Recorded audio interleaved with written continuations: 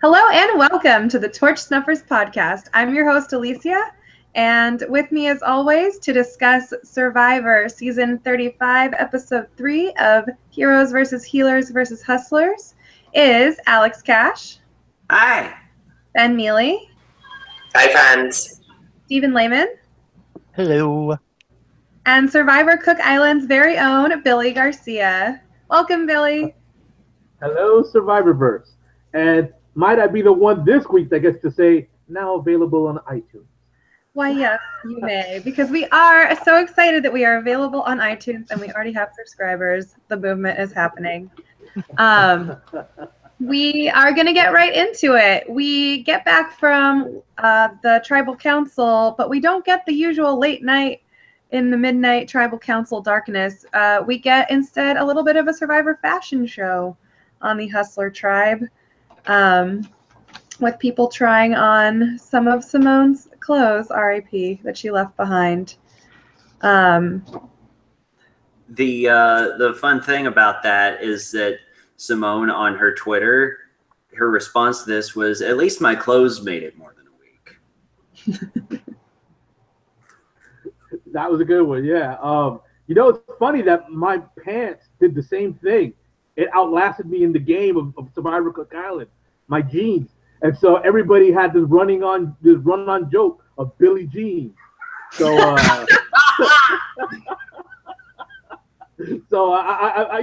I'm with Simone. She's a second boot. I'm a second boot. We both have clothes that outlasted us in the game. So, who knows? We might be starting a tradition here for second boots. That's so fantastic. Well, she's in very good company, if you guys have that much in common.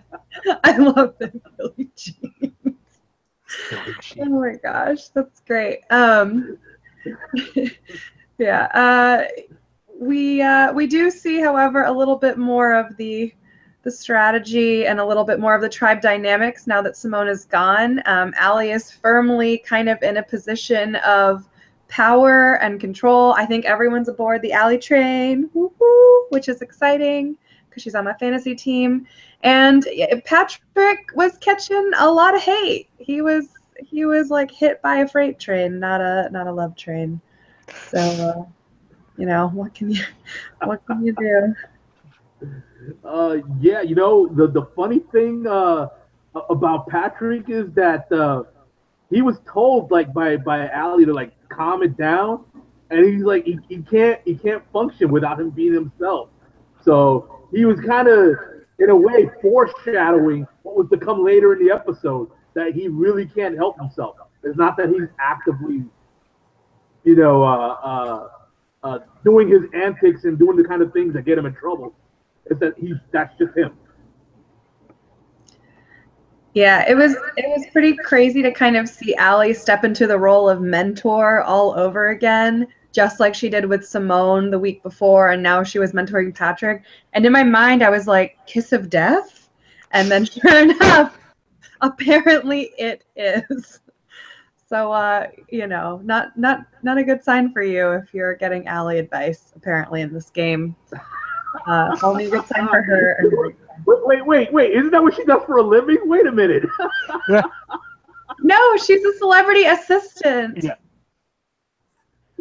Yeah, so she assists people. So you're saying if she's trying to help you on Survivor, you're a goner. You're dead. If that's the way it is on Survivor, then I'm sorry, man. I'm not going to hire her as my celebrity assistant. She assisted them in their vote-offs.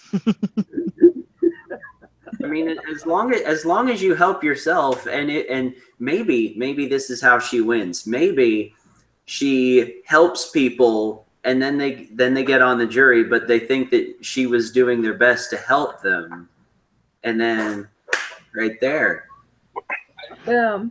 I like it. That's definitely a winning strategy if she can give advice all the way to the final TC. Yes. I think that works up until what we saw out of Tribal Council this evening. I think that's when it turned, now that what the result of having the four of them together instead of her actually working with one person and actually being more strategic. I think that her stock falls in her ability to do that now that she's kind of anchored to a tribe alliance rather than being able to work more fluidly. But we'll see. We will see indeed. And speaking of being anchored into alliances, two people that are not allowed to be anchored into an alliance anymore on the Heroes Tribe are JP and Ashley, because they are now low-key star-crossed lovers thanks to Alan's, paranoia bit that he was feeding into last week. The thing with the phrase power couple is that I just thought of it as, two people who are working closely together. I didn't realize that there was like unresolved sexual tension there until this episode. I thought that was just like a phrase. But yeah, it's interesting to see. Alex, don't you know that boys and girls can't be friends?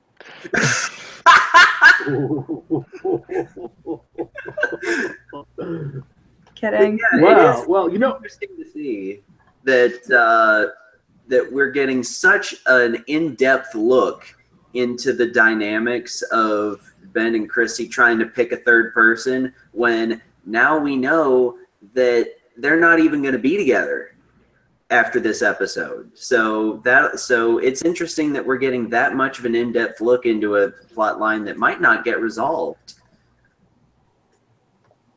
But and I thought the biggest question to me was Alan and the coconuts. Like this man, like he you could even see like he tried to laugh at himself, but then he had like that crazy paranoia at the end of the laughter. Like he's chopping the coconut, then he goes, I can't get it. It just had me dying. It just had me dying. It made me completely ignore the power couple. I'm like, how could you not focus so hard on this guy? And by the way, I take pride in being able to chop those coconuts way better than Alan can. Thank you. Oh yeah, props, Billy, because I would be in the Alan boat of being like, oh my God, I think I'm going to cut myself. And like with the machete. Well, like he had to cut the there's an outer coconut and then there's like a little black cannonball in the middle of the coconut. And then inside of that is where you get the coconut milk and the actual coconut shavings. So we had to cut the outer husk out. You cut a slanting on it left and right to kind of create a little oval hole, and then you turn it inside out and you get the cannonball, come out, and then you crack it open. You crack open the cannonball. So long as you're trying to get to that cannonball with the husk still on, you're literally like not especially with the machetes that are so dull on Survivor on purpose because they don't trust us not to cut off our fingers. So so you're never gonna do it. You're never gonna cut it the way he's doing it. You have to unhusk the coconut first and then crack it. You heard it here first, everyone, or at least I heard it here first. That is how you crack a coconut. But I thought that actually, at first I was like, why are they focusing so much on Alan and this coconut? Is it like Coconut Bandits all over again? But then I realized they were really juxtaposing Alan and his struggle to kind of get into the food with JP, who was referred to as a provider of food, which in this game can be so important for your longevity when your tribe is kind of seeing that and appreciating that. So it really just showed that, them being polar opposite, and it'll be interesting to see if that comes back into play in later episodes because of this swap that we're seeing. Yeah, I was going to say on that. I think we saw the dichotomy between JP and Alan, but I also think it was interesting that most of JP's value was asserted by Ashley. His power couple, showmance, what have you. So I thought that was interesting that all of it was coming from Ashley. Like, oh, he's so dreamy, so incredible. So I think it might have been a little bit of bias, but I thought it was interesting the way that we showed they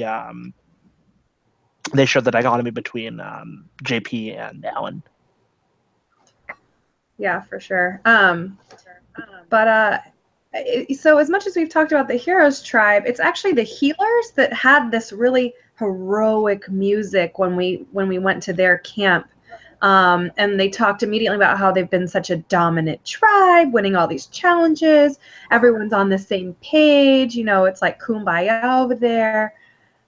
And so, we get to kind of see, and I started to wonder, is this like the calm before like the huge fall? Well, let's just say there's a rat amongst them.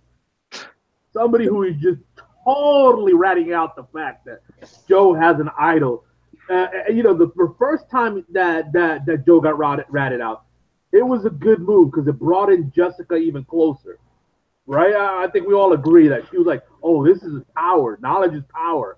Like, I have something here. But then the second time he pulls that move, Jessica's like, what are you doing? You're giving away our power. And, like, I almost sense like if she could have got away with smacking them, laying a smack down, like, she would have done it, like, right on the spot. But, yeah, I think this tribe is going to self-destruct, and we're, maybe it won't happen until later because it might be to their benefit to have power in whatever the reshuffle is by sticking together. But it's probably going to happen at some point where Joe has an idol and everybody on his former tribe is going to know about it. Yeah, the thing that I would like to point out about how that whole sequence went down is that this is the second time in 2 episodes that Cole has done something impulsive that has hurt his strategy. Like, sees an idol clue. Oh, I know how that goes. Or, knows who has the idol. Oh, yeah, by the way. Like, he looks like an overgrown human version of, like, a golden retriever, just like... and that's kind of how his strategy is. Just like, oh, great idea. Fetch. Yeah, no, to sort of piggyback on that, I mean, when you see Cole just be like, oh my god, Joe has the idol, oh my god, and everyone's like, what? It's sort of like, I mean, it was just like, to quote Jessica, he had like word vomit.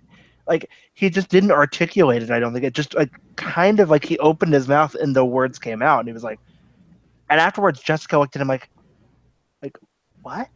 And I thought that was really, like, I thought it was kind of, I don't know. I like Cole. I don't like how he sort of speaks before he thinks, because I'm worried it's going to hurt him and Jessica in the long run. But I don't know. I'm really interested in this tribe. And real quick with Jessica, she even said that she was like, after Cole opened his damn mouth, like, I don't know if I want to go with that. Like, can I just say for 1 second that my fantasy team was on point today. Thank you, Jessica Johnson, for being relevant all of a sudden. Literally, I got a big win today. I had Lauren, come on now, gold medals all around. I think it's really great when a cast member is used to be able to bring someone, like, show somebody actually has a strategic element to them. Like, Cole made Jessica look this episode.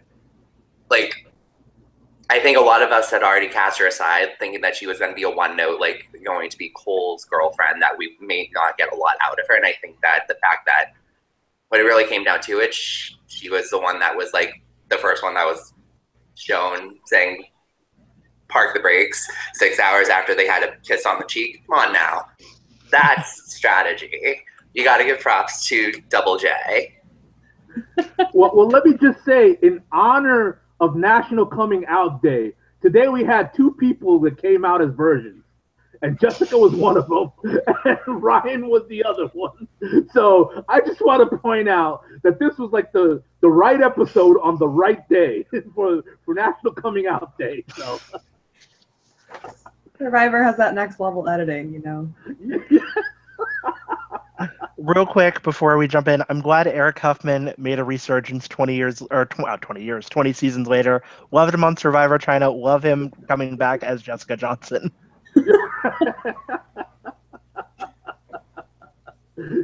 Yeah, you know what? I never thought of that. Survivor does do a lot of archetype casting. Like, they bring back a lot of the things. I never thought that would become an archetype.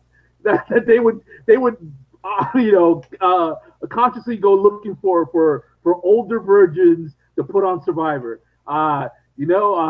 Let's go for it. Let's go all out. Let's make a season where it's virgins against sluts and see who comes out on top. Really? Oh my gosh. No, so I'm not familiar with the person you're talking about, Eric Huffman, of course, but I am familiar with the show The Bachelor, which is actually what I thought my channel had switched to when Jessica and Cole came on screen. So I was a little confused that it was in fact still CBS because she was talking about, their relationship and him opening up, and I felt like they were going to be like, he's so vulnerable right now, and start talking about how amazing everything was, and I just, Well, let me just say, as someone who played the Bachelorette on Survivor, it's never gonna work. It's like wrong game, wrong sets of strategies. Like just quit now while you're still in the game. And Rob disagree. Just saying. Well, Rob waited until he knew he lost and he didn't get the million, and then he got engaged with the millionaire. So he's boss of Rob. He's got next level Bachelorette strategy. Like. Yeah, and by the way, Eric Huffman would also disagree that the strategy doesn't work because Eric and Jamie got married, right? Yeah, but they lost Survivor, which is my point. Okay. But like they were saying, Boston Rob did get the million anyways, and then he got his own million. Yeah, he put his work in. So I'm totally jumping down the editing rabbit hole right now. I'm diving in. Here we go. They wouldn't have shown that much stuff about the healers if it isn't going to impact the next round with the swap.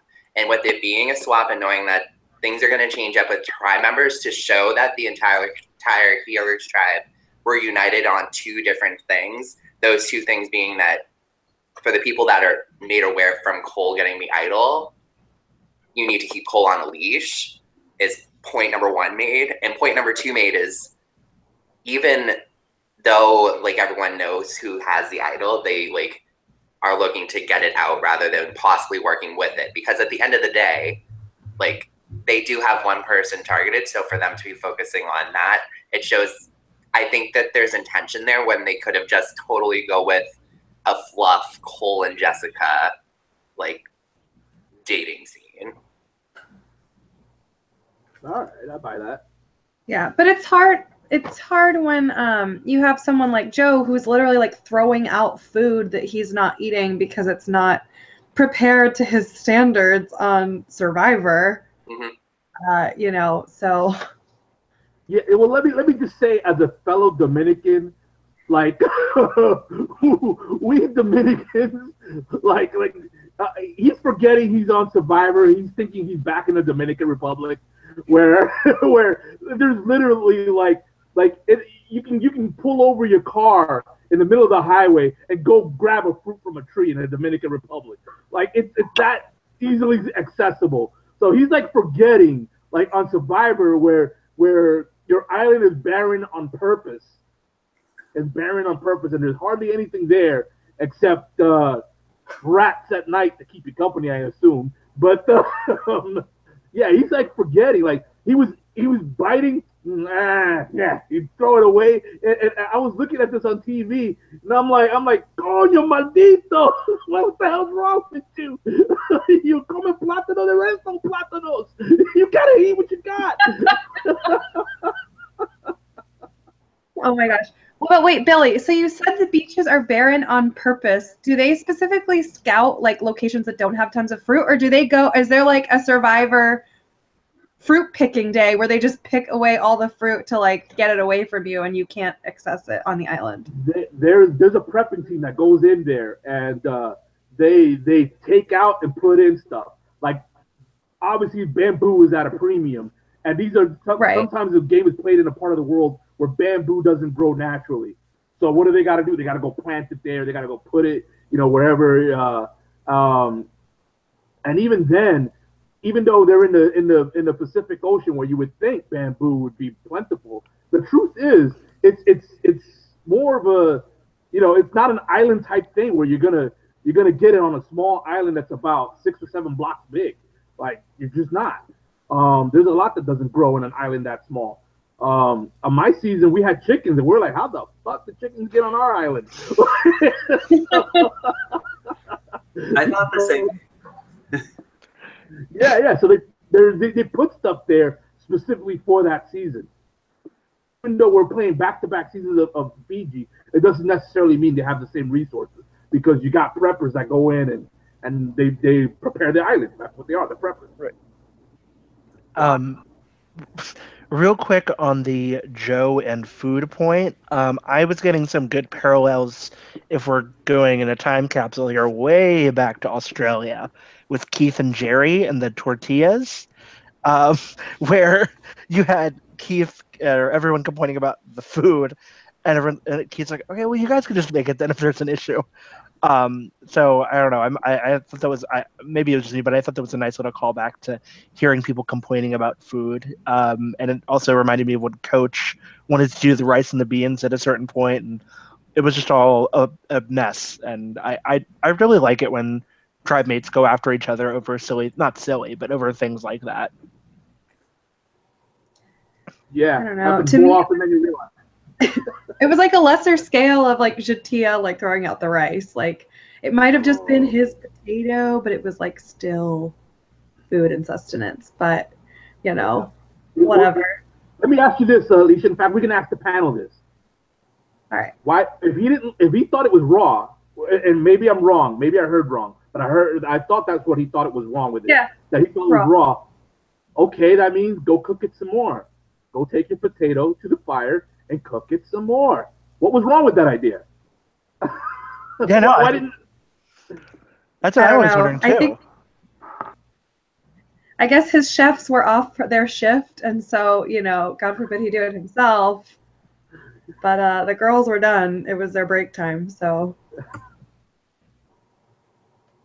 yeah, not a restaurant. Can't send it back. Yeah, he should have just go cooked it some more himself. Like, and if he doesn't like how it's cooked, all right, cook your own food. Just, but still, it was just his complaint was that it was raw. So that means he just needed to go cook it some more. There's a fire. There's there's the potato, fire, put 2 and 2 together. Like, I didn't see what the big deal was for him to throw the potato out into the forest. I don't know. Is there ever a time where, like, after they cook, they're putting the fire out, or they just? I assume you're trying to leave the fire on. Oh my god! I don't know if you guys saw just now, but Billy's eyes got so wide and panicked when I suggested that. Yeah, somebody puts the fire out. You take them to the ocean and drown them. Fire is life. It should never go out. Never, ever, ever, ever, ever, ever, ever, ever. Like, never go out. So what you're saying, Billy, is that if I wanted to be the next Sandra and create drama in the camp, the fire is where I go. You put the fire out. Hey, don't you remember the apocalypse that happened a few seasons ago, where Scott and his whole thing of he tried to put the fire out, a whole bunch of stuff was happening. You remember that? Like, remember what a big deal it was? Like, we got, like, you guys can reiterate here in more detail, but yeah, it's as big of a deal as it was then. It's even more of a big deal this early in the game. Yeah, like one other instance that I would say is that, like, if you remember in Nicaragua, they left the fire going and it burned down their whole camp.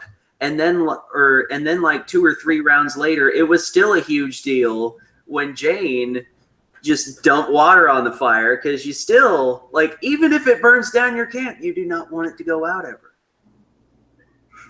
Exactly. Wow. That is so intense. Yeah. So yeah, Joe needed to go cook his potato. the fire was burning. I guarantee it. Yeah, real quick, it's also sort of like with the fire thing, like in Amazon, where on day 33 or so, they had a massive fire that just like took out the whole camp because they were going to be there for like 6 more days, and they had maybe 20 days worth of wood left at camp.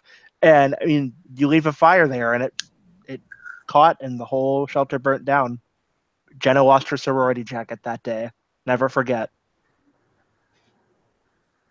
Oh my gosh. That's, that's terrifying. Just another thing to add to the list of things I need to be concerned about if I ever play Survivor. Bugs and getting voted out and forest fires, I guess. And food, but I guess a couple of the tribes don't have to worry so much about the food right now because they won eggs and chickens at the challenge, which was a pretty okay one, but of course, like everything else in Survivor, it was fraught with drama, surrounding the hothead who is Patrick. Very quickly on the challenges and like what challenges have been built up to be to this point for Survivor. A challenge like what happened tonight is like one of those like Survivors like becoming like well known for the quality of the development of challenges that they have. So when they have something as simple as go up and down some bars, throw some things at like blocks, then go build up the blocks, we get kind of underwhelmed like this. And I think that was what my mind went to when I saw this challenge. And I think that actually makes me happy because it's a testament to like 10 seasons ago, we were complaining about challenges and the quality and a lot of things regarding the challenges. And I think that that's one of the things they've actually picked up a lot of. And I really appreciate that. They've really like upped the production value in that way. Yeah. And not only was the challenge quality great, I thought they had like the right challenge for the right people that were there. Like I can tell you, like every Dominican that ever lived has played baseball. So you had Joe throwing, and then we found out later on that Lauren had played in the outfield for 25 years. So she was ideal for the challenge. So I felt like they had the right challenge for the right people. But let me say this: Lauren made a big deal about not switching out for Patrick because she had played baseball for 25 years. Why didn't she just blurt that out? I played baseball for 25 years. Why wait until after the challenge to say something? Billy, that was my exact question for you, kind of. Oh, okay. Yeah, so we actually heard Lauren later, she's chatting with Patrick in the aftermath of the challenge, mention, I was saying that in the challenge that I played, baseball or outfield for 25 years. Me and Allie were yelling that at you, but you were ignoring us. So my thought is it was brought up, but my big question, Billy, is why didn't Lauren just say, Patrick, get out now and like go in? Is there something that like there has to be an agreed upon, like the player that's playing has to agree to leave and then the other player can come up, or like, how does that work? Yeah, you can't have two. It was clear that you couldn't have two people on that mat at the same time. You had to have one person on the mat and that person had to leave the mat for the next person to replace them. I think all of this should have been figured out when you get those 2 minutes to strategize. Like, if that's the time to say, when you're good at something, that's the time to say it. When you're doing that 2 minutes of strategy before the challenge begins. So her 25 years of playing outfield, that should have come out then, so that she would have been first up instead of Patrick. And then she could switch out when her arm got tired or whatever. But clearly that's not what happened. All this seems to me like it's a lot of after the fact. Yeah, although I will say she seemed really offended in the moment, like the first time that Patrick didn't, just kept going with it. She like seemed very personally affronted by it. So, she obviously has a huge problem with him, but I don't understand why that huge problem she had with him didn't drive her to further insist on jumping in. That was really a confusing moment for me, and Yeah, for me.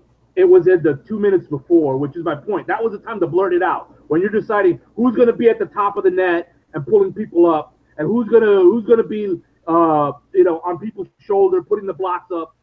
at the same time, you figure out who's going to be throwing the sandbag to knock the block down, right? That's the time to blurt it out, to say, I played outfield for 25 years. That should be my spot. That's what I would have done. So Billy, like with that kind of 2 minutes, when you're revealing some of your challenge strengths, is there like a strategic thought to like, oh, I don't want to tell people I have a good arm or I'm more athletic than I am, because maybe way later down the line, like that could be, you know, taken into consideration when voting me out? Or is that like thinking too far ahead and you just want to concentrate on like staying around for pre-merge? I think everybody on the panel here would probably agree with me with my thinking that, you know, if you need to put the right people for the right job in order to get yourself to that point where you can be considered a threat. You're not a threat in the Ponderosa. I'm sorry. It doesn't matter how good you are. You're no threat in the Ponderosa. So you need to put if you're the best person for the job, you need to put yourself in a situation to win yourself to the end. I personally wouldn't have wanted to put my fate in Patrick's hands if I was the baseball player of the group in a challenge that's clearly made for a baseball player. Yeah, very fair point. And ultimately it costs them because they end up losing and getting that date with tribal council that no one wants. I know, worst date ever, right? Yeah. Yeah, I'll just say, you know, before we get to tribal council, Patrick was shooting himself in the foot so much, because something that Lauren said was how he came over to the water to talk to her, and it was clearly his strategy was to like try to make her not know that she's going next in case she had an idol. But meanwhile, he's smirking and smiling at her, and then when she pins him down and says, "Are you going to vote for me?" Like, he just kept smirking and smiling at her, like the cat that caught the canary. So he's just, I don't know, man. He just perfect description. Shot himself in the foot. Yeah, that reminds me that there was one time when I was playing in Oregon, there was somebody who was like obviously the next to go, and so I was, you know, sort of stringing them along with, you know, like something might happen or something like that. And so as people are scrambling, they're like, you know, tell me who to vote for. And I'm like, you should vote your conscience. And then they just like blasted me at tribal. So the lesson is, don't give people platitudes. Don't try to diffuse the tension with smiling. Give them something concrete or don't. And another thing that I enjoyed about that scene is that 2 times this episode, I believe, we saw like the view from the wooded area where the shelter is, and there's like a little path that leads down to the beach. And when you see people walking down that path, it's like, oh, they're going to strategize. It's a nice little thing. I want the merge camp to be at the hustler camp, just so we can get like ominous music with, you know, 2 people walking down that path, because it's like, oh, this is when the big conversation happens. I just like the directorial intent there. Yeah. Well, let me say this: if I were in Patrick's situation, you know, I think my answer to the question of, well, who are you going to vote for? I think my answer would have been, well, who do you want me to vote for? Let's work together. Something like that, to where it you know, instead of you know, being almost condescending with the smirk, like, yeah, I'm just here to be, you know, I'm just here because we know you're going next and I'm being an asshole. Like that. That's the way that came off. My whole thing is give her a chance to believe that we're working together, and who the hell knows what's the worst that can happen? Her idea might be better than mine, and I might go with hers instead. Like, I just go for it. Let her come up with an idea. Let her pitch whatever she's gonna pitch, and just make sure that I'm included in the idea. And then, you know, if her idea is a bad one, then I'm going with whatever the good one is. If her idea is a good one, I'm going with hers. It turns out her idea was the good one, which, you know, he never found out about it because he was being Mr. Smug. Can we let's give a round of applause for Lauren, the player that nobody ever expected to be. I have to take this in at its fullest because I got shit on being the second to last fantasy draft pick and picking her. So the fact that she's actually showing up, even if it's for one episode, I want to take that for all that it's worth. So it's true though, like Lauren actually showed average to good quality strategic play after the challenge. Like, and the thing is, as a result of what happened at Tribal, she is now very clearly associated with a tribe alliance into a swap situation. So she's no longer that target for weakest person based solely off of that. She's actually going to have to be looked at in terms of the actual impact she has on the game, instead of being the superficial things that get you voted out first or second. So she actually has legs depending on what happens with the hustlers once we get into the swap. Like, she's made it to an actual checkpoint in the game. Yes, and I love it for her, and I am kicking myself for passing up on her in the fantasy draft. I drafted Katrina and Simone. So y'all know about the depths of my failure. Yeah, I had Simone as my winner's pick, so don't feel bad. So it sounds like Alex's fantasy draft is also the kiss of death, along with Allie's advice giving. But let me just, in my defense of picking Simone, it's because she's a New Yorker and I knew I'd be seeing a lot of her. So Yeah, you didn't want her to be pissed off. exactly. Yeah. Oh man, the tribal council. I gotta hear what you guys think of this. This was a great tribal. Yeah, I was pleasantly surprised. Well, not pleasantly, because I like both Patrick and Lauren, but I was actually legitimately blindsided for the first time in a while. I just thought, from a editorial standpoint, I was like, okay, Patrick's got like the scenes of Allie being like, you need to rein yourself in. So I thought we were like, okay, like he's gonna get maybe some content from there later on about him reining himself in. And Lauren doesn't really have anywhere to go from here except being the one that doesn't fit in. And no, we were given sort of a nice little curveball there. So I was very surprised. I'm actually excited to see where Lauren's story goes from here.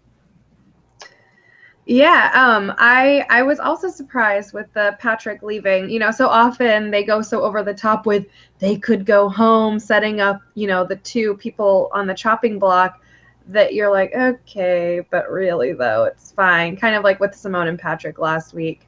But this time it was more of it reminds me of America's Next Top Model, some of the really older seasons. Tyra will sit there with the two photographs that she doesn't have in her hand, but two people before her, one photograph, and she'll give the harsher criticism to the person that stays because she wants them to grow as a person. And this time we get the harsher criticism towards Patrick, and then he goes home. So it was a bit surprising for me, but a delightful surprise. The editing was just crazy for me. And the reason I say that is because despite the fact that our luscious locks may be similarly toned, that doesn't mean that I'm automatically rooting for Patrick. I actually thought he was off-putting. And so I went into Tribal thinking this dickhead is going to make it to the next, not dickhead, but this person is going to get it to the next round that I don't particularly enjoy. I appreciate what he brings to the show, not who he is. And then to see it was a hard battle. Kind of really have these two very critical moments and process them as well as he did, to then see him get voted out. It was the first time where I felt so neutral or slightly agitated by a person, and then when I saw the vote and the impact, it hit me in the heart. And that's something. It's the first time where I didn't have such a big impact where it wasn't someone that I was rooting for or had a strong opinion on. So from the editorial perspective, I started with, it's it was really cool to see him kind of do like a tiny bit of a redemption thing in the 5-minute tribal council and make me feel on the feels. Oh wow! Yeah, no, his reaction when he was leaving, like, or when he saw his second vote come up, that smile just like, like that was great. That was the money shot. Totally. You know what I love? The second vote out, Simone, my New York buddy here. I never met her, but she got to have one of her own tribe mates now arrive at the Ponderosa. Somebody that targeted her. Let me just say, I can relate to her yet again, because I had that with Cecilia and then JP back to back, arriving at the Ponderosa. And let me totally, like, even though we're not seeing anything about the Ponderosa on the internet yet or any of that stuff, picture in my mind where we're inside of her. He's like, you should have never voted me out, you bitch. That's why you're here with me now at the News Lounge. So I can just totally feel like, just the elation of who's coming. I bet, if she had the worst enemy on that tribe, it was probably Patrick. Yeah, I would agree there. Real quick, I also want to comment on Lauren's sort of strategy. I think she's doing a great job of refining the strategy that to parallel to Australia here. Australian survivor, rather. There was an old guy named Kent, and his strategy was find the dickhead, make them like inflame as much as possible, and if you can't find them, you're probably the dickhead. So Lauren did a great job of finding the dickhead, making them sort of. Yes, he did actually say dickhead, Alex. In Australia, they don't say. The only thing they censor in Australia is the F-bomb. Okay. So it's but yeah, so I think Lauren, I commend Lauren on finding the dickhead and excising them from the tribe. It's like pin the tail on the donkey, except pin the vote on the dickhead. It's a fun game. Yeah, oh my god, I love that. No, hey, yeah. Let me just say, now I feel the need to go on Australian Survivor just to get the F-bomb over with that audience. Incredible series. Watch both seasons, everyone. Do it. It's all the Billy. You're inspired by all this like virgin talk because you're like, oh, Australia, you're so virginal. Let me take your F-bomb virginity. So you're saying I'm going to deflower the ears of all Australians with my F-bomb? Precisely. Those poor souls. Hashtag bring back Billy fucking Garcia. There you go. We just added a whole new hashtag. Wait, no. We took the hashtag to a new level. That's the theme of tonight. The so we go here at Torch Snuffers. Next level shit. The next level, yeah. Oh boy. Oh my god. Another relationship kind of went to the next level. Devin and Ryan are still thick as thieves in their little twosome, and it was so cute that they were still strategizing. Wait, no. Ryan let us know he's never had a relationship. Oh, right. No, and Jeff Probst's reaction was like, I was like, no, you can't steal that from me. I have the best reaction from Jeff Probst ever. You cannot have that, Ryan. but it was still a good reaction. It was pretty great. I do agree. One thing that stood out to me just as like a little visual moment is that Devin is, so he's kind of like a goofy surfer bro, little bit, not nearly into like Taylor levels, but that's just sort of how he comes across at camp. But he has the most serious tribal face ever. He's like, like it's so incongruous. I don't get it. He reminds me of Jafar.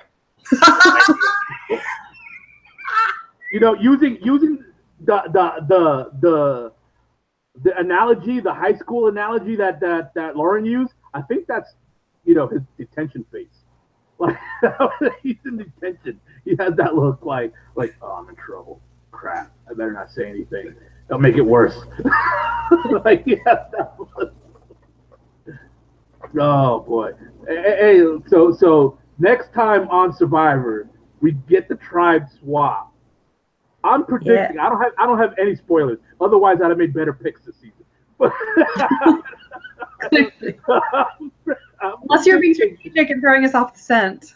Yeah, yeah, sure. Okay, I'll play along with that one. Yeah, I totally will. Really, it's those next level plays you're doing. Yeah, I'll totally play that one. But I'm thinking it's going to go from 3 to 2 because that's the most logical and that's what they do the most often. But there's been several times when we've had like a 4-member tribe somehow stick together in this tribe swap. So what are you thinking that maybe that might happen again, and that might be the whole thing of the Hustler 4, almost like the I2 4, you know, the whole comeback. It very well could be. Alex. Oh, like I thought I already Okay, for the viewers, we have a chat where we say. Okay, Ben, we say. And my point was about Devin's serious face. Okay, great. So looking forward to next episode. I think that the edit was intentional to a certain degree for all 3 tribes to show where they're going for the swap. So I think for the heroes, the focus put on Ben and Chrissy, the fact that that's what's going to be memorable from the original Heroes tribe.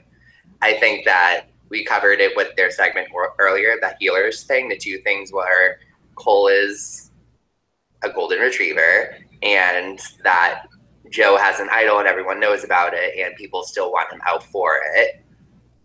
And we just learned that it's team unity over at the Hustlers tribe. So that's the impressions that we have going into whatever mess of hell they're getting into.